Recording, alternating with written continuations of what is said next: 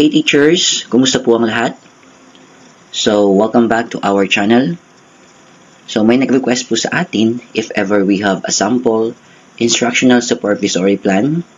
So, of course, we have to respond, and for this content, I will be showing you ang example ng ating instructional supervisory plan.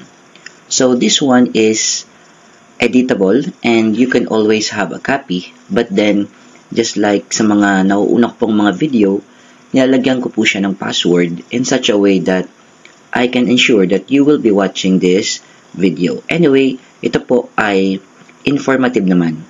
So kung makikita nyo po dyan, ang paggawa ng instructional supervisory plan have these contents. So nakalagay po dyan sa bawat column.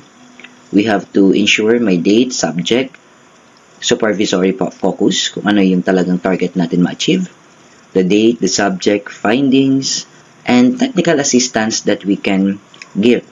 So ito pong supervisory plan is ginagawa po ito ng ating mga immediate supervisor. Pwede po yung ating principal or school heads and even the master teachers.